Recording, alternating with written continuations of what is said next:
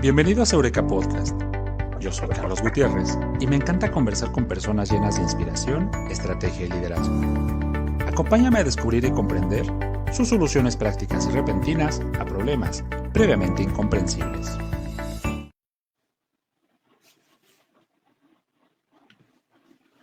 Hola, ¿qué tal? ¿Cómo están? Bienvenidos a una emisión más de Eureka Podcast. En esta ocasión nos encontramos con la doctora Sarai Pintor. ¿Cómo está, doctora? Bienvenida a Eureka.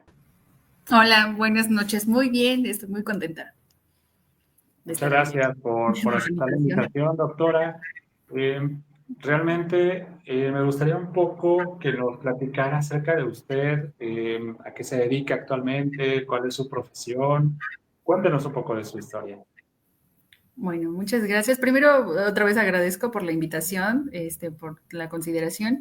Y bueno, pues actualmente soy docente a nivel licenciatura. Estoy estudiando el doctorado en estudios de población en la UACH. Ya llevo ahorita 3 semestres. Y también estudié Derecho, ya llevo más de 10 años. También litigo de forma independiente ocasionalmente. Y pues ya, básicamente eso y mamá y todo. Estudiante, también estudio inglés y todo. Sí, un sinfín de roles que se van desempeñando, sobre todo para eh, pues el ejercicio de la profesión. Digo, me comenta que la docencia es una parte importante en su vida, pero no es el total de sus actividades, ¿no? También hay por ahí la práctica independiente, también hay un poco el tema de la investigación. ¿Cuál de todos los ámbitos es el que más le apasiona a usted? Yo creo que estoy entre, me gusta mucho dar clases y también disfruto mucho la investigación, aunque siento que la investigación tenemos una relación difícil porque nos peleamos mucho y no me estreso bastante porque evidentemente gasta un 70% de mi energía en todo lo que requiere pensar, sobre todo pensar más allá de lo que es obvio y me apasiona muchísimo. Es muy gratificante porque he pensado que justamente adquirir conocimiento es algo que el dinero no jamás te va a poder dar, ¿no? La satisfacción de aprender y abrir tu mente es algo que nadie jamás te puede regalar, es algo que tú vas construyendo y que se va a quedar contigo para siempre. Entonces, me apasiona bastante la investigación. ¿Y cuáles fueron sus primeros pasos dentro del ámbito de la investigación? Um, Empecé más o menos cuando empezó la pandemia, cuando empezaron que fue por ahí a finales del 2019, 2020, que no ¿Correcto? recuerdo muy bien. Estaba encerrada, voy a contarles, estaba en mi casa, las escuelas habían cerrado y pues empezamos con este sistema de dar clases en línea, ¿no? Pero pues de repente la situación, tanto económica como social y de impartir clases, se volvió un poco difícil, sobre todo porque no estábamos preparados, ¿no? De repente dijeron, ya cerramos, y yo dije, ¿y ahora qué más vamos a hacer? Yo viví con mi mamá y mi hijo, estuvimos ahí, y de repente pensaba, pero es que si las cosas se acaban, ¿qué voy a hacer? Y nunca experimenté otras cosas, ¿no? O sea, como que me empezaba como a cuestionar qué es lo que estaba ocurriendo.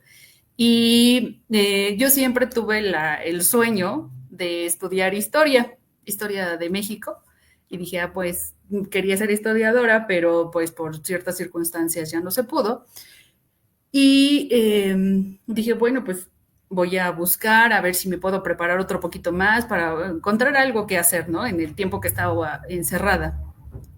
Entonces me metí a la página de la UASH para ver si había historia. Y sí había historia, ahora sí diría, Eureka, sí había historia. Pero el programa todavía no lo iban a abrir, todavía estaban como estructurando el programa.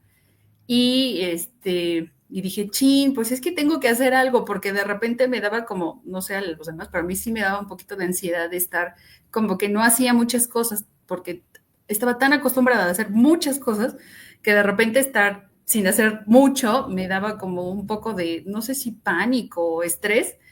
Y yo decía, no, tiene que haber algo más. Bueno, entonces me meto a la página, bien que me acuerdo una noche, y cuando sin querer entro a la página de estudios de población. Entonces entro a la página de estudios de población y decía, inscríbete ahora. Y yo, no, yo no sé ni siquiera qué es eso, no sé qué es estudios de población. Y cuando veo los requisitos, maestro, o sea, veo los requisitos y dice, examen de matemáticas. Y yo, ay, no, espérame, es que no, matemáticas y álgebra. Y yo, no, no puede ser posible, ¿cómo? Pues no, o sea, no es que fuera mala, pero pues lo mío siempre ha sido como las cuestiones sociales y de leer y repasar y cosas históricas y más así, ¿no? Y dije, no, eso no me gusta, pues no, me tendré que esperar para historia. Y después, justamente estaban dando metodología de la investigación, estaba en Santana Huitlalpan bueno, no sé qué número de prepa era, pero es la que estaba afiliada a la UACH, que por cierto después ya la cerraron, y estaba dando metodología y estaba leyendo una frase de Sócrates que decía que el hombre que no se desafía a sí mismo está perdido. Pues es una vida que no merece ser vivida mientras no te desafíes. Y yo decía, sí, pero es que yo no creo poder ser capaz de algo así, ¿no? Después de eso, pues dije, me quedé pensando varios días, tenía todavía tiempo, ¿no? Y dije, bueno, si lo intento, igual y podría funcionar, si no tengo nada que hacer más que ponerme a estudiar, pues entonces me voy a poner a estudiar. Y que lleno mi solicitud y de repente, pues yo siento que me salvó de mucho estrés o de vivir el estrés de estar encerrado, poniéndome a estudiar precisamente. Entonces me puse a estudiar otra vez desde matemáticas básicas y estadística. Estuve otra vez repasando inglés porque hay que pasar los exámenes de inglés y así me la aventé 6 meses. Me levantaba temprano, o sea, ya me daba como una cosa para levantarme al otro día, más que solo estar en la casa encerrada, ¿no? Me levantaba y me ponía a estudiar, a leer y pues eran mis primeros acercamientos con los estudios de población, porque realmente yo había llevado sociología en la universidad, pero pues nada que ver, ¿no? O sea, con todo lo que incluye los estudios de población. Y estaba muy emocionada, empecé a hacer mis exámenes y cuando ya iba a hacer mis exámenes, me mandan correo de la maestría en historia y me dicen, ¿sabes qué? Sí, vamos a abrir historia. Ya si quieres empezar tu proceso, puedes empezarlo ya. Y yo así como de, no puede ser posible, ¿no? Ya había hecho todo mi proceso, ya había estudiado un montón de las lecturas que nos había mandado para la maestría de estudios de población. Y entonces fue una decisión como muy importante en mi vida. Siento que ahí sí fue así como, wow, me dan la oportunidad de entrar a historia y yo ya me metí aquí a estudios de población. Entonces, me decidí por estudios de población porque tenía ganas de desafiarme a mí misma, ¿no? Yo sé que la historia me gusta y me apasiona mucho, pero quería intentar algo nuevo también. Y esos 6 meses que le invertí, como que me abrieron el panorama de otras cosas que no era capaz de ver, ¿no? Entonces hago mis exámenes, me esforcé. Yo creo que son de las veces que más me he esforzado en la vida por algo. Yo luego pensaba, si te dieran la oportunidad de ser, ese ya es mi pensamiento mío, ¿no? Si te dieran la oportunidad de ser la reina de algún lado o quisiera ser maestra de estudios de población, yo decía, pues yo prefiero ser maestra de estudios de población porque eso es algo mío que yo estoy construyendo, ¿no? Y ya hice mis exámenes, y estaba súper nerviosísima. Todo fue en línea, las entrevistas también fueron en línea por la situación y esperábamos los resultados más o menos en noviembre y ahora sí valga la redundancia, otra vez Eureka, llegaron a finales de octubre y pues ya estaba mi nombre en el orden de prelación y imagínense, toda la felicidad, se me salían las lágrimas de que me aceptaran a mí. Había estudiado pues derecho y entonces nada que ver y que me aceptaran y que todo el esfuerzo de 6 meses que le invertí para volver a estudiar todo, matemáticas, historia y todo, haya funcionado, pues fue algo muy gratificante en mi vida.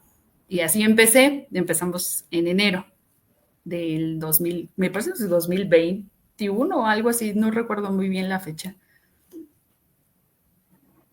Toda una travesía para poder llegar a los estudios de población y que de repente son de las buenas experiencias o de las buenas historias que contar, porque nosotros suponemos que queremos algo, nosotros tenemos tal vez expectativas de de lo que va a ser nuestra vida, de lo que va a ser nuestro destino, pero el destino es misterioso, el destino juega con nosotros y quizá no hubiera sido la misma emoción tal vez estudiar historia, aunque le guste, aunque lo tenga presente, como superar esa barrera o ese reto que me dice, ¿no? El ponerse a estudiar, el poner empeño, el profundizar sobre temas nuevos y sobre todo arriesgarte a lo desconocido, que pues es entrar en un mundo completamente diferente o alterno a lo que te viene manejando todos los días, ¿no? Sí, la sensación de hacer algo nuevo y que además la vida, yo lo veo así, a lo mejor muy dentro de mí, que tengas la oportunidad de experimentar y hacer cosas nuevas a las que no estás acostumbrado, a salirte de la zona de confort, a conocer más allá de lo que diario conoces, te abre otro panorama, otro tipo de personas, otro tipo de pensamientos y para mí pues fue como descubrir un mundo nuevo. Además, descubrir la investigación, o sea, yo decía, bueno, sí estudié estudios de población, te dan tu título de ser maestro, pero además del título de ser maestro, yo le llamo de construcción del pensamiento, te construyen el pensamiento de otra manera distinta, ver el mundo de forma distinta, te ayuda a cuestionarte más y también cuestionar tu entorno, y van a decir, ¿y eso para qué sirve, no? Te ayuda mucho a crecer, a ser un poco más crítico, no, ver el mundo de manera más crítica, ayuda mucho en la vida. Y esta oportunidad, para mi gusto, se presenta solamente una vez en la vida. O sea, por ejemplo, vámonos un paso atrás. Cuando usted decidió ser abogada, ¿de dónde nació la idea de ser abogada? Mm, yo estudié Derecho porque, como les dije, quería estudiar historia. También tuve en mi época rebelde, no tan rebelde, quería estudiar teatro o era arqueología, ¿no? Todo como cosas de arte, de cultura, de historia. Pero estuve conviviendo demasiado con mis primos. La mayoría de mis primos son abogados. Entonces dije, bueno, pues si ellos son abogados, pues ¿por qué no voy a ser abogado? Además, tiene mucho que ver con la historia, creo en los derechos, en defender los derechos, en que se puede llegar a la justicia y todo, ¿no? Entonces sí, como que siento que fue parte de la influencia que estuve en ese entorno, en ese tiempo, que me llevó a estudiar derecho. Digo, igual a lo mejor diría yo, ¿por qué no estudié otra cosa, no? En ese momento, ya volviendo atrás, digo, bueno, pues ya te dedicaste a otra cosa, hubieras estudiado otra cosa. Aunque creo que las cosas sí tenían que pasar así, simplemente tenían que pasar así y en mi vida pensé estudiar estudios de población, ni mucho menos estudiar un doctorado. Y se lo comparto esto porque me quedé pensando hace rato que dije, bueno, ¿qué voy a decir? Y me quedé pensando y dije, cuando yo termino la licenciatura, este, pues no era alumnos así de puro 10, pero sí de 9 y 10, 9 y 10, 9 y 10, y me esforzaba y le entendía, y yo ya sabía la disciplina de hacer todo ese tipo de cosas. Y entonces cuando termino digo, yo ya no quiero estudiar, respeto a la gente que quiere hacer su especialidad, su maestría, su doctorado, pero dije, yo ni loca me voy a poner a estudiar, ya, llevo muchos años estudiando, me voy a poner a trabajar. Y bueno, en mi vida creí que iba a ser un doctorado y me ve aquí, ya me subí al barco y la verdad es que me da mucha satisfacción hacerlo, ¿no? Entonces, la vida te puede llevar por tantos caminos que tú ni te imaginas. Yo no sabía que era un estudiante de población, no sabía que era la demografía, no sabía quién era Bourdieu, y bueno, pues ahora ya lo sé, ¿no? Ya me ayudó. Y de repente tener esos debrayes, ¿no? O ver las cosas desde otra mirada, con otro filtro. Vamos, en cierta manera, todos somos críticos o todos vamos escuchando por allí un programa de análisis político que a mí me encantan, o vas leyendo el periódico, o vas viendo las noticias, y de repente tienes una opinión, pero no es lo mismo desde la lírica de decir yo opino sobre que profundices en un tema en particular, ¿no? Ya profundizando en un tema en particular, la opinión está fundamentada, la opinión ya te lleva a un enfoque y además va bajo una hipótesis. Sí, claro. Eh, Cuando empecé la investigación, yo sabía que quería trabajar con las poblaciones indígenas, pero no sabía ni de dónde empezar, ¿no? Entonces, yo me acuerdo que más o menos como en octubre está un doctor que está en la UACH, que se llama Germán Vázquez Sandrín, dio una conferencia de especialistas en cuestiones indígenas y ahí lo vino y resulta que estaba ahí en la UACH. Y yo dije, wow, pues nunca me va a elegir a mí como para dirigir mi tesis, ¿no? Pero pues qué padre, porque se me hace una persona que sabe muchísimo, ¿no? Y dije, wow, no. Sí me sorprendió de todo lo que él explicaba, decía.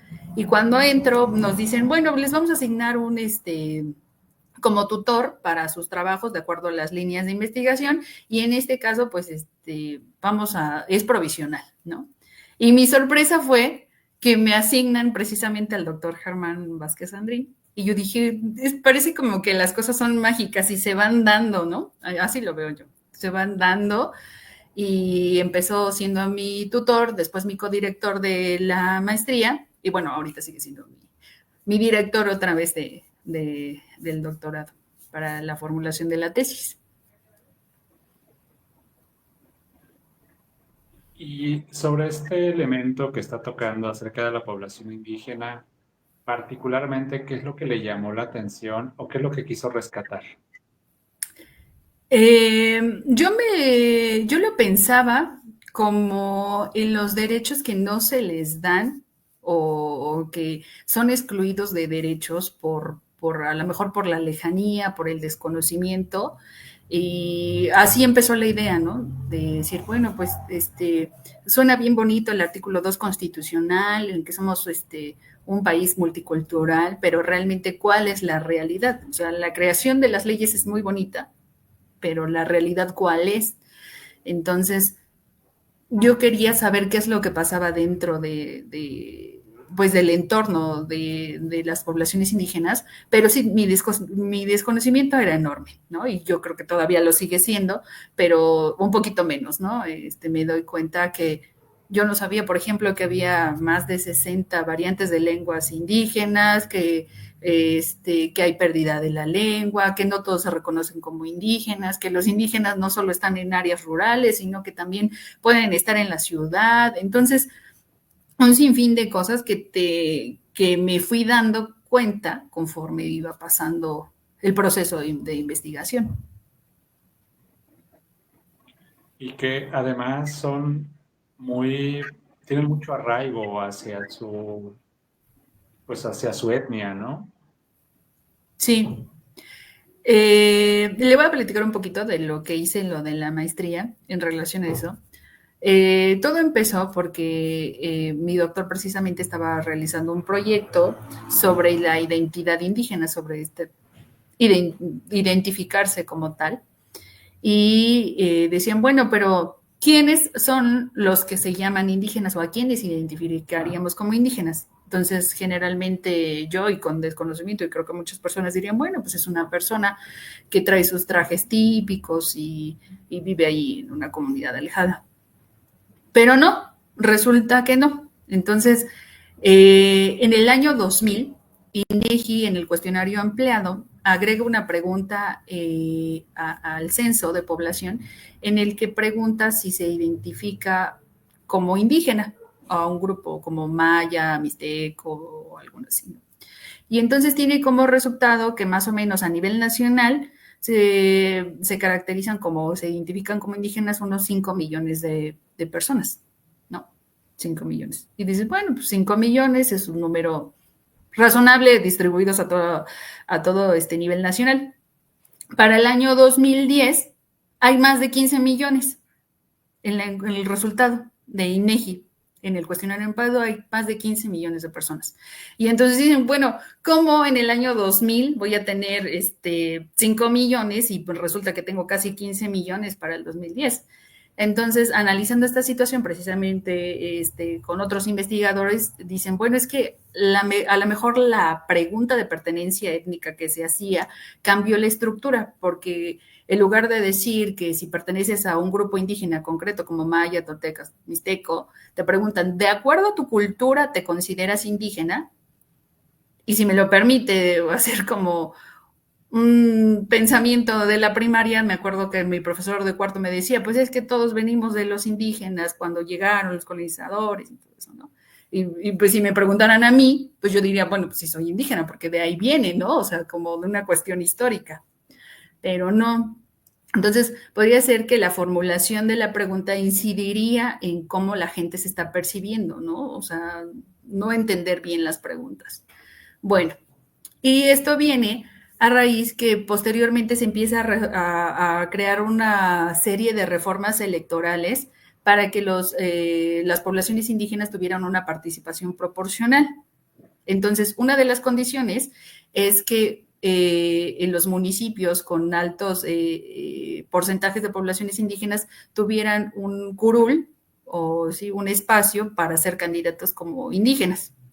Entonces, lo que se hacía es, se sacaban los estadísticos a raíz de lo que daba INEGI, los resultados de INEGI, y con eso ya podías formar distritos electorales indígenas y municipios con alta proporción indígena, ¿no? Entonces, con el aumento de casi 15 millones, pues entonces empiezan a agregar otros municipios, empiezan a agregar lugares que a lo mejor conocidos, pues que no son indígenas, ¿no? O sea, que culturalmente ni históricamente son reconocidos como indígenas, pero tienen altas proporciones, ¿no? Entonces, esta discrepancia entre quién es el verdadero indígena o a quién le llamaríamos indígena y el que se piensa que es indígena y el que además se autoescribe de mala fe para tener un puesto para que está reservado para indígenas, pues nos lleva a pensar sobre la identidad y la pertenencia de quién es indígena, ¿no? Como esta discusión de quiénes son, dónde están, y también otra cosa es que ya no se les podía identificar precisamente con la lengua, porque históricamente, desde que nacen los censos en 1980, 1900, no es 1895, que fue el primer censo de población en México, se identifica a la población indígena por si habla lengua indígena, pero por las políticas de asimilacionistas, pues ya no, ya la gente deja de hablar la lengua por miedo a la discriminación, por todas las políticas públicas, entonces hay una disminución constante y entonces ya la lengua pues ya no es tan factible para determinar pues quién es indígena. Hay indígenas que no hablan la lengua indígena porque simplemente ya sus padres, sus abuelos ya no se la transmitieron por estas situaciones de discriminación. Entonces, decir quién es indígena se me volvió un poco complicado en el proceso de investigación, tanto estadísticamente como teóricamente, porque decía, bueno, entonces, ¿quiénes son? ¿Dónde están? ¿Cómo los cuento si estadísticamente me están diciendo una cosa, pero la realidad es otra, ¿no? Fuimos, alguna ocasión fuimos a una comunidad allá de, me parece que es de Izmiquilpan, a hacer unas entrevistas acerca de la identidad y estadísticamente Izmiquilpan tiene altos porcentajes de poblaciones indígenas, todas esas comunidades, ¿no? Pero la misma población decía, pues es que yo no soy indígena. O sea, cuando ya hicimos las encuestas, que solo era una muestra muy pequeña, muchos decían, no, es que yo no soy indígena. Pero las estadísticas nacionales nos están arrojando otra cosa. Entonces, he ahí el meollo de todo el asunto de la investigación. Qué interesante perspectiva saber cómo podemos, a lo mejor como sociedad, aprovechar esta ola o esta curva de oportunidad para poder tener representación partidista o dentro de la política. Que no sea más extraño, más bien comprueba una especulación que yo tenía al respecto acerca de pues esta sobreexposición de los pueblos originarios. Vamos, sí los hay, eso es una realidad en México y qué bueno que los tenemos, ¿no? Es parte de nuestra cultura, parte de nuestra identidad. Pero también híjole, quien tiene el colmillo retorcido aprovecha la ventana de oportunidad y se cuela, ¿no? Y también lo vuelve parte de su discurso. Sí, ya esta situación de las cuestiones de la autoadscripción, que le llaman autoadscripción de mala fe, o sea, identificarse como indígena cuando claramente sabes que no lo eres para obtener un beneficio, eh, ya llevaba bastante analizado. O sea, yo pensaba que apenas era como un tema nuevo, pero no, porque pues, existen algunos otros beneficios que vienen con ser indígena, ¿no? Políticamente hablando. Y me llamaba mucho la atención uno que decía, bueno, es que hay políticos, no voy a mencionar en algunos estados, no los voy a mencionar, pero decía, tienen ojos verdes, son güeros, ¿no? Son güeros, o sea, su ficcionamía pues está más allá de una pertenencia a un pueblo indígena. Y no quiero ser como, no es racismo, sino haciendo un análisis pues, de las personas que viven en la comunidad y pues no, o sea, nada que ver, ¿no? Y él decía, no, pues es que yo pertenezco a este pueblo indígena. Y una condición precisamente para ser perteneciente a un pueblo indígena es que haya un reconocimiento comunitario. O sea, una condición que a lo mejor estadísticamente pues es un poco complicado verlo, ¿no? Pero que el pueblo o que tu comunidad te reconozca como parte de la comunidad es una condición para pertenecer a la identidad indígena. No solo basta con que yo diga, ah, pues yo quiero ser indígena y pues ya, no, pero si la gente no me reconoce, o sea, dice Saray Pintor, no es, pues no voy a ser, ¿no? Pero también hay otra contra, ¿no? Que entre los mismos sistemas internos, pues a veces por cuestiones de peleas entre el grupo, hay una expulsión también del grupo y entonces ahí nos preguntamos, si te expulsan de tu grupo, ¿dejas de ser indígena? Pues dices, pues no. Entonces igual les digo, se vuelve una cadena de muchísimas cosas que son complejas para explicar y yo creo que la discusión va a seguir al final de cuentas, ¿no? O sea, es difícil. Exacto, y que además al principio de esta discusión mencionabas acerca del estereotipo que se tiene eh, sobre el porte del indígena o el porte de cómo podemos diferenciarlo, ¿no? Respecto de viven en comunidades, visten de determinada manera, tienen ciertos hábitos. Yo recuerdo un poco, quizá dentro del cliché de lo que encontramos con los pueblos originarios. Recuerdo un poco que cuando era pequeño me mandaban al mercado a hacer la compra y que me encantaba escuchar el dialecto de los vendedores de fruta, estos puestecitos que se ponían a un lado del mercado y que te vendían tortillas hechas a mano, fruta, cosas de huerto. Entonces llegabas y escuchabas el dialecto, o sea, entre ellos la comunicación era a través del dialecto. Y cuando se comunicaban contigo, pues usaban un español un tanto atropellado, un tanto complejo. Me quedaba también un poco la duda, y esto es muy, muy personal, de qué conversaban y por qué se reían, ¿no?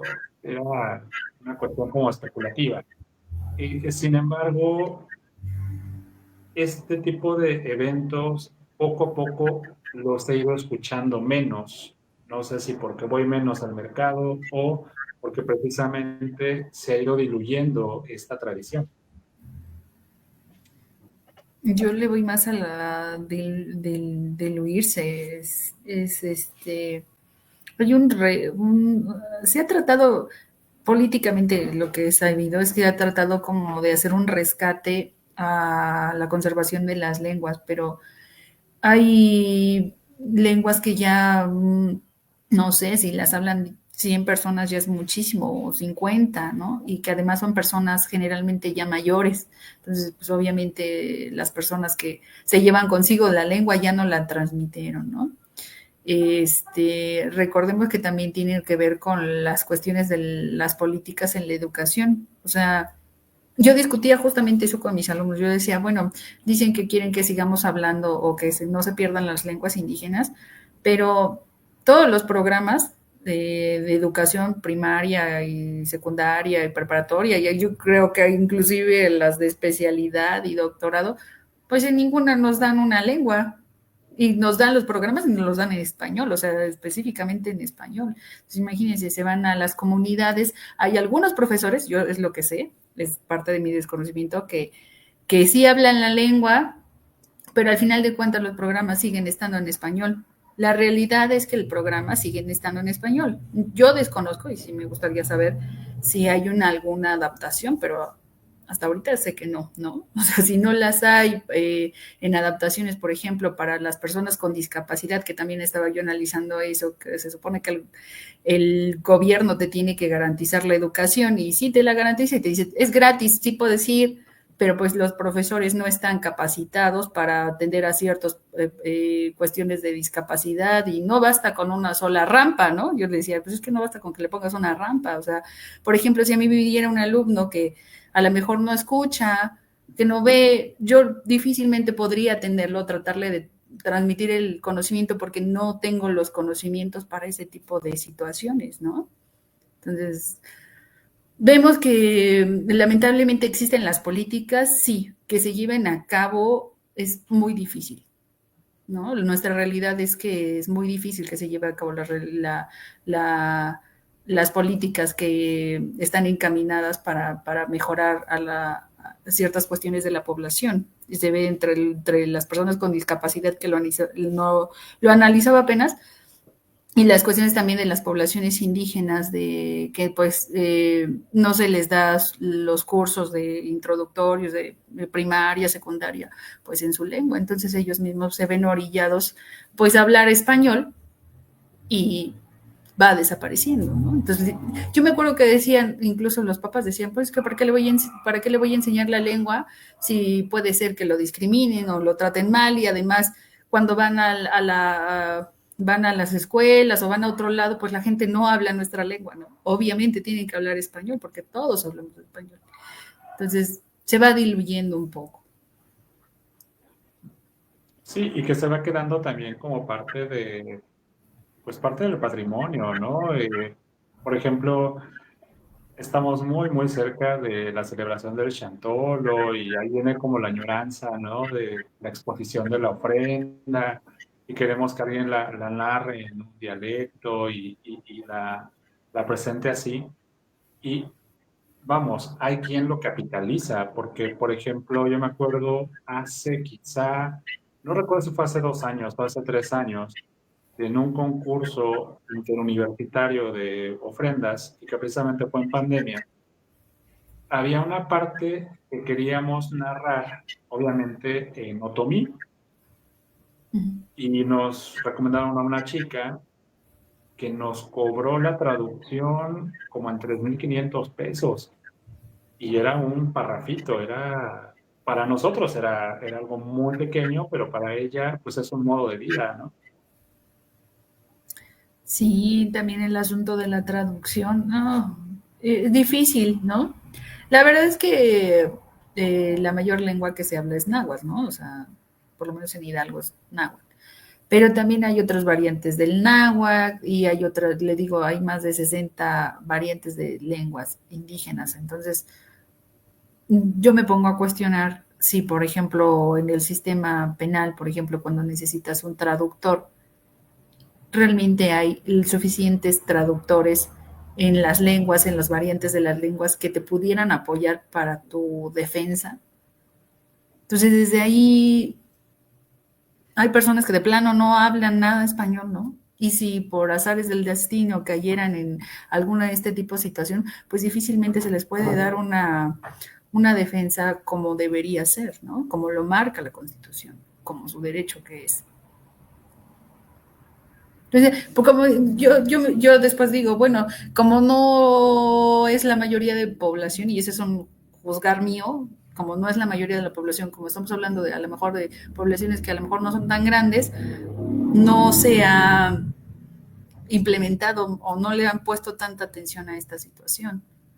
cosa que es triste porque sí, como dice, van al Chantolo, el Día de los Indígenas y todos somos orgullosos de nuestras poblaciones indígenas, pero falta atención, no solo es un día, dos somos el Día Internacional de las Comunidades Indígenas, bravo, ¿no? Bravo por ellos, por los que luchan, y no hacemos nada políticamente, que los que son responsables de eso no se encargan realmente de que las políticas les lleguen y les beneficien como deberían.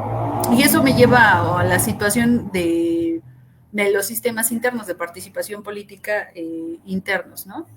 Que es para el caso que más recuerdo es de Cherán, Michoacán, en el que las poblaciones, cansados de que el gobierno no les haga caso, ellos mismos empiezan a talar, hubo una tala clandestina de sus árboles, de sus recursos naturales.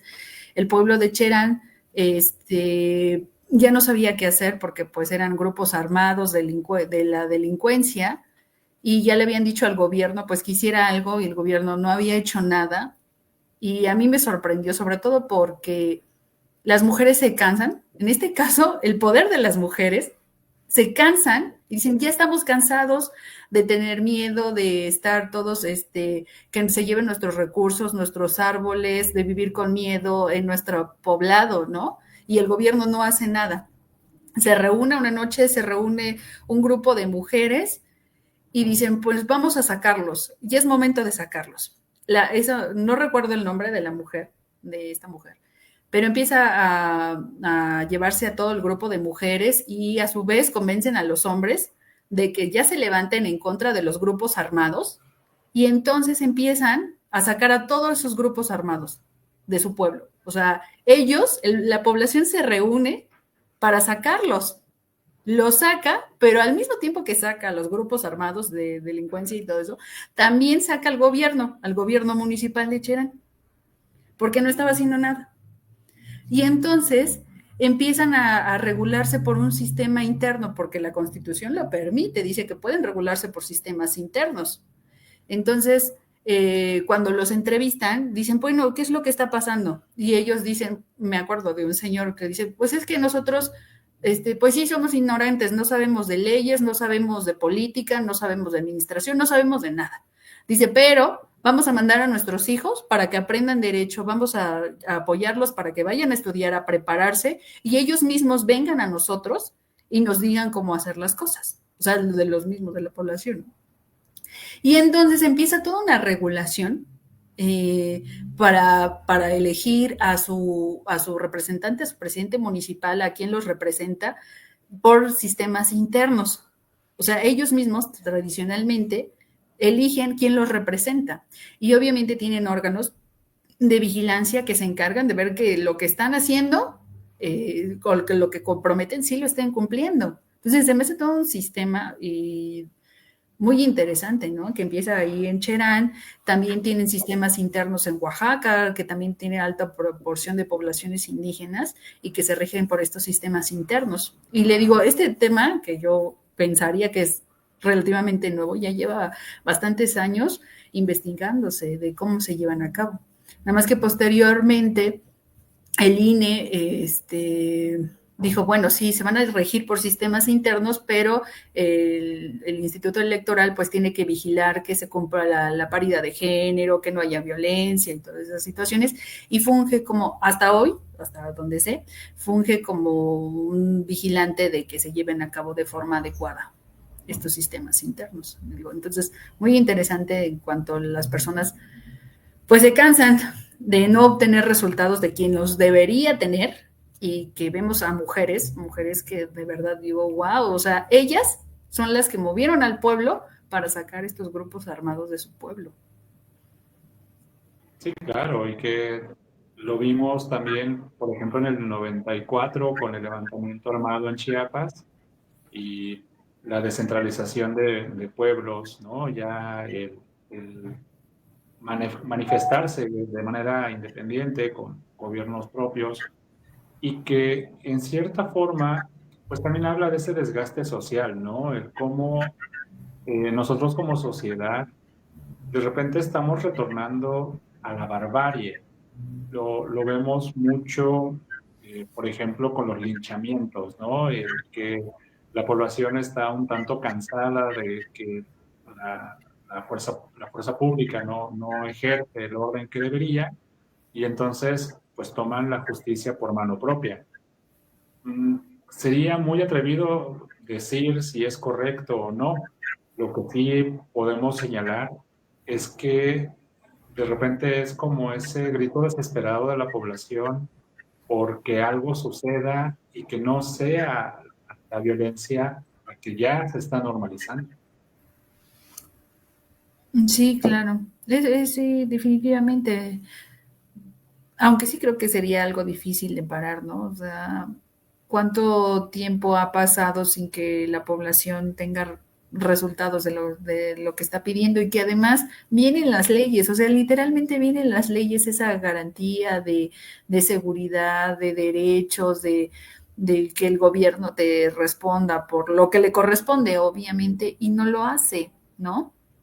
Entonces, pues estos sistemas indígenas y internos tradicionales, pues hay algo que explica eso y viene parte de la identidad indígena. La pertenencia y la ayuda comunitaria es parte de ser indígena.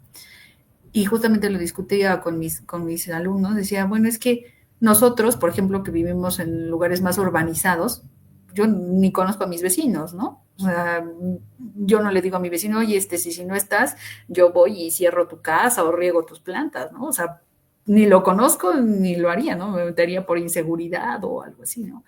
Pero en cambio, en las comunidades indígenas, saben quién es quién, cuánto tienen y respetan sus propiedades, saben que tienen que hacer, por ejemplo, faena cada 8 días, tienen que ayudar, saben que si es día de que no trabajan todos, si hay que cooperar para hacer la fiesta, todos cooperan para la fiesta. Entonces, este sistema de cooperación y ayuda mutua también es lo que los hace ser parte de una población indígena, es lo que les hace ser indígena. Es una forma muy compleja, ¿no? Que a lo mejor nosotros pues igual no entendemos porque no estamos dentro de ese contexto, ¿no? Pero existe. Sí, lo que son las redes de apoyo comunitario, ¿no? Y que en cierta forma pues, garantizan el progreso social. Mencionabas hace un momento respecto de cómo estas comunidades michoacanas están pensando en el futuro y están pensando en que sus hijos los van a profesionalizar, a que van a urbanizarlos hasta cierto punto para que en el futuro ellos regresen y hagan algo por la población. Y me recuerda un poco quizá algunos movimientos ejidatarios, algunos movimientos ejidales donde pues se va buscando a lo mejor reservas ecológicas, se va protegiendo zonas geográficas o se va buscando la conservación del ecosistema. De manera indiscriminada hoy en día el uso de los recursos se ve plenamente explotado, lo que es peor, sin una penalización o sin una estrategia de conservación. Por ejemplo, en el caso de la tala clandestina, eh, debería ser regulada, ¿no? En cierta forma por la Secretaría del Medio Ambiente y hay procesos de conservación de monte donde si tú talas un árbol, pues obviamente debes de colocar X cantidad de plantas más para que crezcan y a la Uh -huh. postre puedas mantener el ecosistema activo. En este sentido, entender cuál es la relevancia precisamente de la sociedad organizada desde la perspectiva de la comunidad, ¿no? O el desarrollo comunitario. Mm, creo que tienen como muy arraigado la cooperación, ¿no? O sea, saben que al final de cuentas es un beneficio para ellos, ¿no?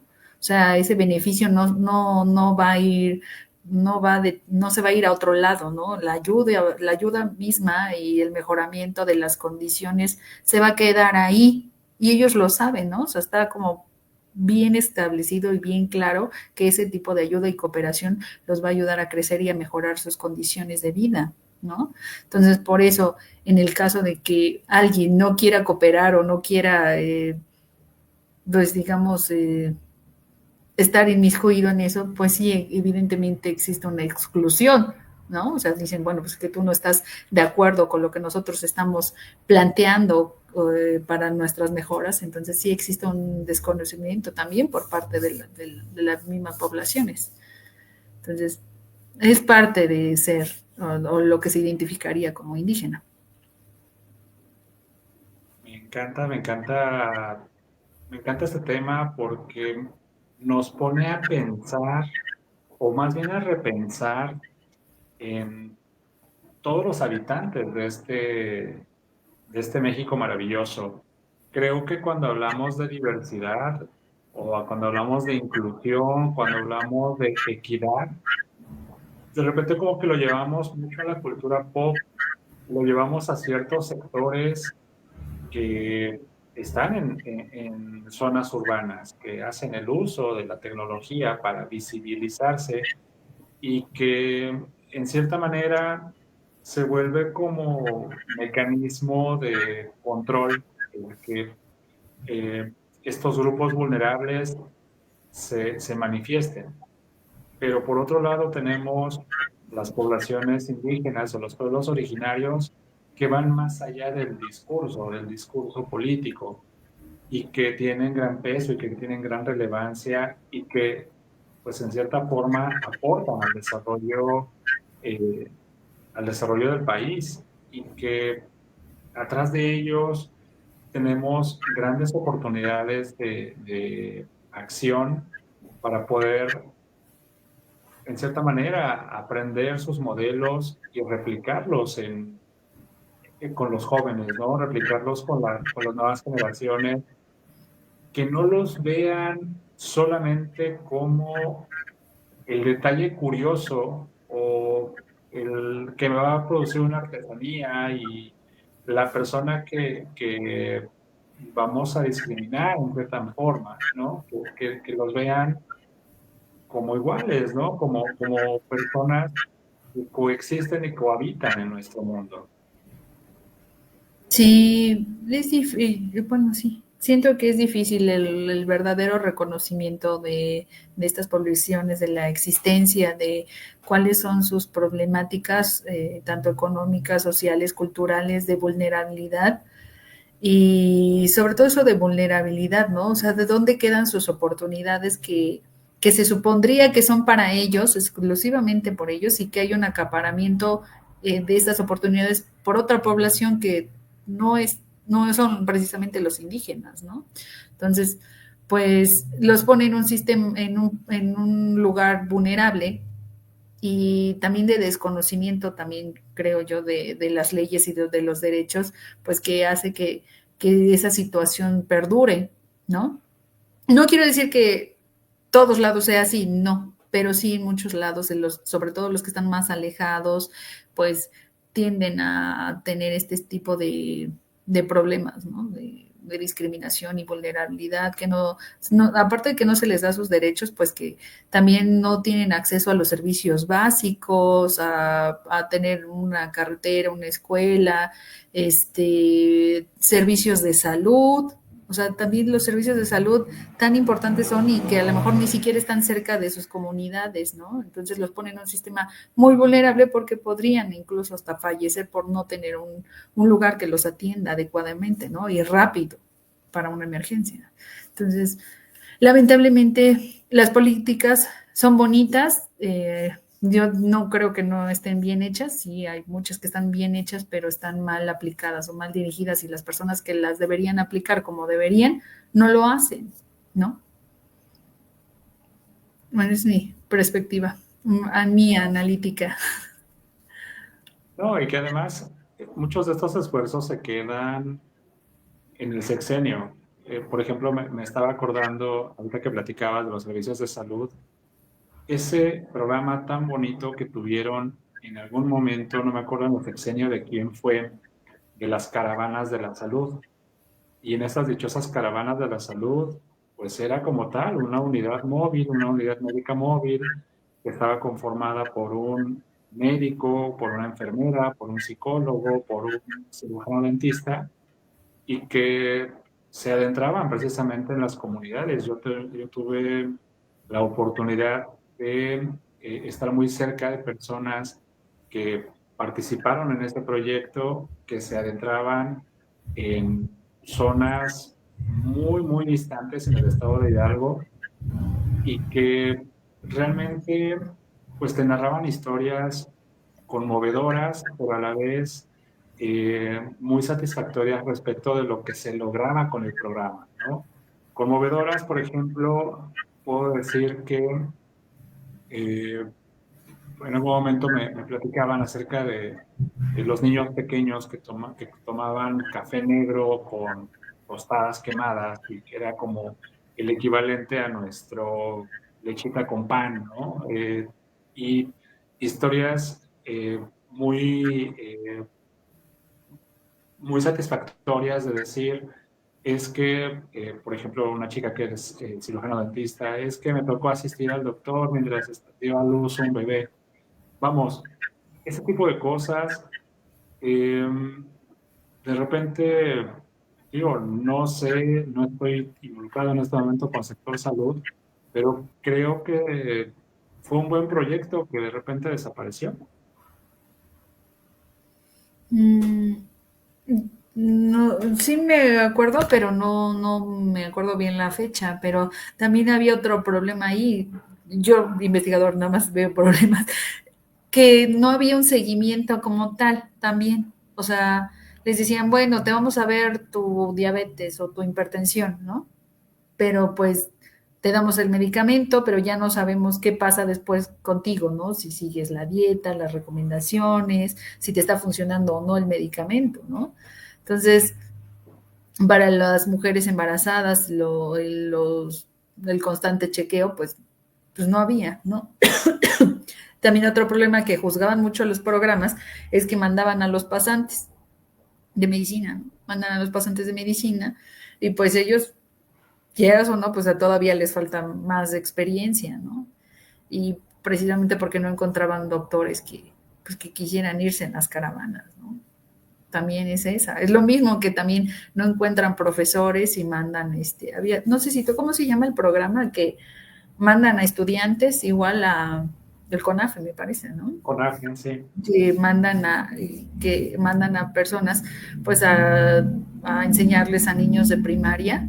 Y lo leí en un artículo, no es porque lo estoy inventando, y les decía, pero es que todavía les falta pues más capacitación para impartir esos temas. A lo mejor parece fácil, pero realmente tiene algo más allá, ¿no? Por ejemplo, la preparación, saber cómo dirigirte a los niños, y eso te lleva tiempo y preparación, pero no encuentran las personas que se quieran ir hasta por allá bien lejos, ¿no?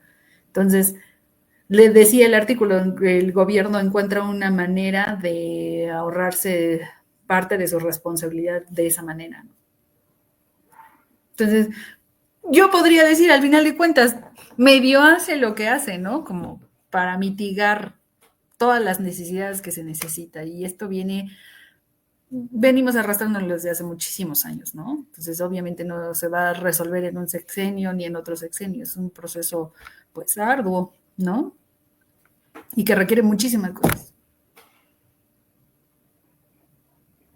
Totalmente de acuerdo, totalmente de acuerdo. El entender quizá el origen de los proyectos, la parte de seguimiento que es importantísimo y que eh, tal pareciera que es nada más posar para la foto, dar el banderazo de salida y hay Dios que te acompañe porque hasta ahí llegamos, ¿no? Ya eh, se cambia la política pública, se cambian los gobiernos y cambian la manera de intervenir o de accionar.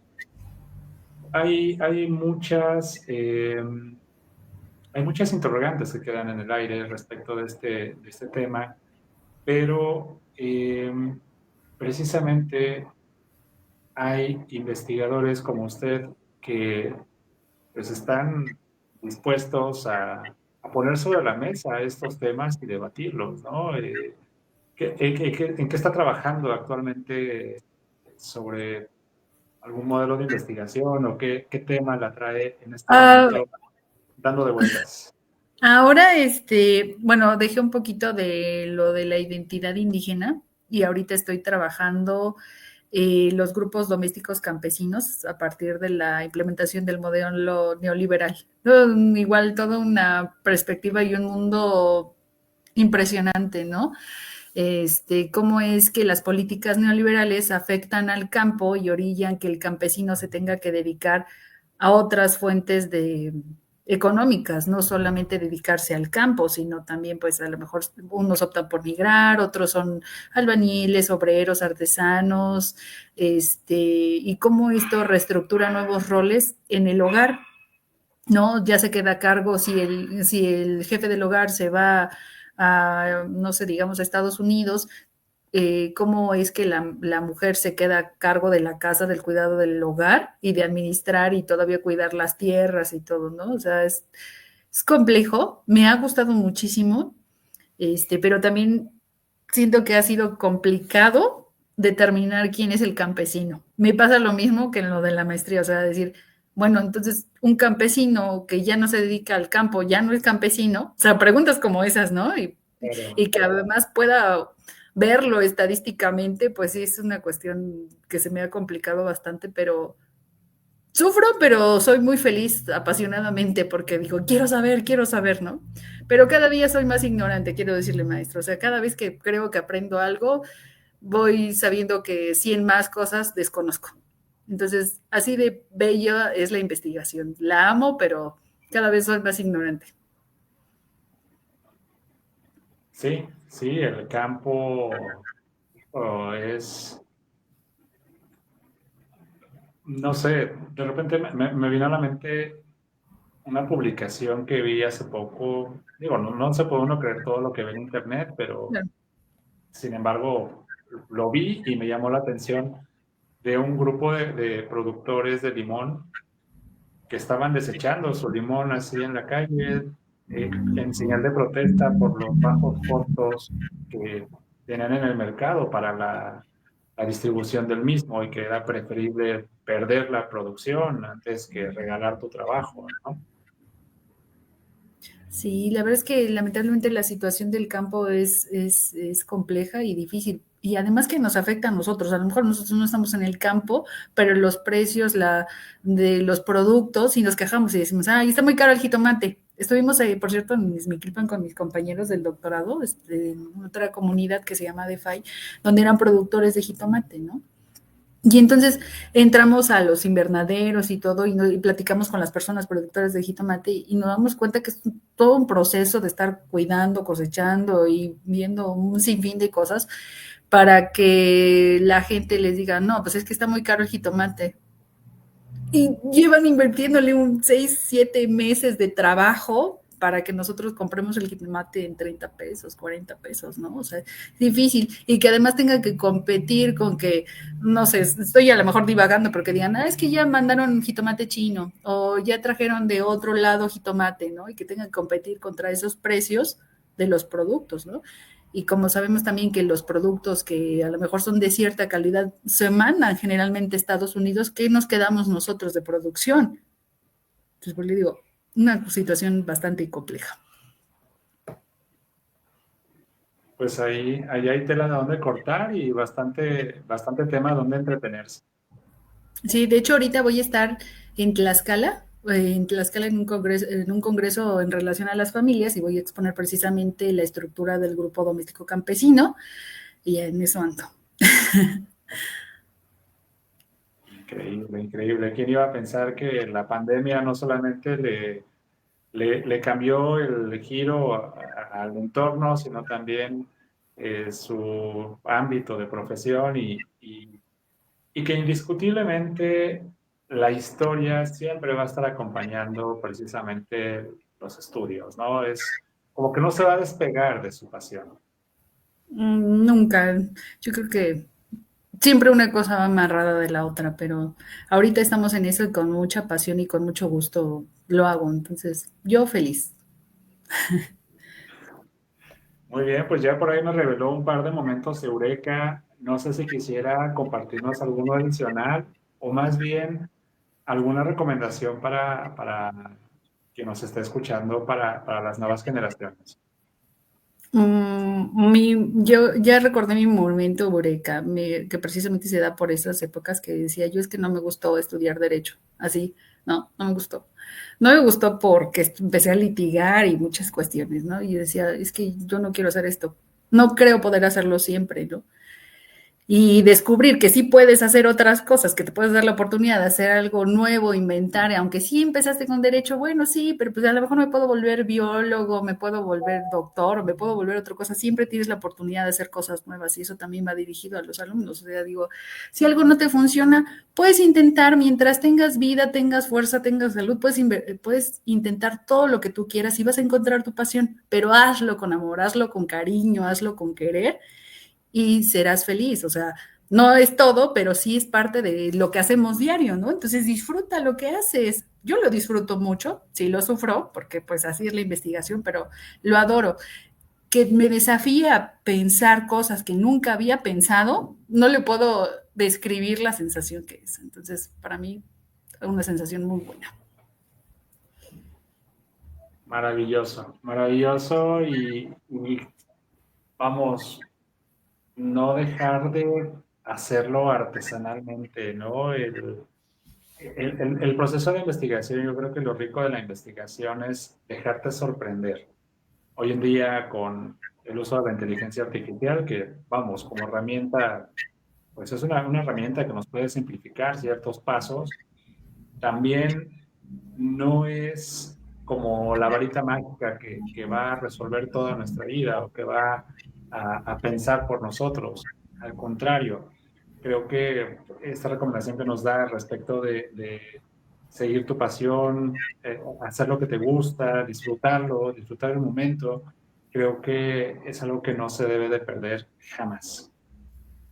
Y yo los invito siempre a pensar más allá de lo que te están dando. O sea, lees un artículo y les digo, es que no solo vean el artículo, piénsenlo, cómo lo estoy viviendo ahora ese artículo. Que, o sea, no solo es que nos den las leyes, no es solo que haya políticas públicas, no solo que es que haya indígenas, o sea, ¿qué está pasando? El preguntarse por qué te ayuda a la construcción del conocimiento. Y una cosa clave que yo les comparto es, entre más dudas tienes, quiere decir que estás aprendiendo, pero si no tienes dudas, quiere decir que te falta mucho por aprender, por cuestionarte. Pues ahí tenemos la mejor recomendación que nos da la maestra Saraí Pintor, candidata a doctora, ya está pues básicamente a la mitad de su doctorado y que próximamente va a estar en Tlaxcala desarrollando una ponencia que seguramente va a plantear sobre la mesa mucha discusión, mucho análisis y una serie de interrogantes e inquietudes maravillosas. Por aquí, antes de que nos despidamos, Manuel manda saludos desde la plataforma de Facebook. Gracias, Manuelito. Muchísimas gracias, doctora. Fue una charla increíble. Le deseo mucho éxito en su ponencia y Gracias. muy buenas noches. Gracias por la invitación. Muchas gracias a todos los que nos pudieron ver y bueno, ojalá los hagamos pensar un poquito más allá de lo que se está viendo. Definitivamente. Muchísimas gracias. Hasta la próxima. Gracias. Hasta la próxima. Gracias por escuchar Eureka Podcast. Si te gustó el episodio, te quiero pedir una cosa. Apóyame enviándolo a quien creas que le puede servir, ya sea por WhatsApp, por correo electrónico, por mensaje directo o por donde tú quieras. Nada me haría más feliz que el saber que estas historias han sido una fuente de inspiración para que alguien se decida a mejorar su metro cuadrado. Espero leer tus comentarios, que sigas teniendo más momentos Eureka.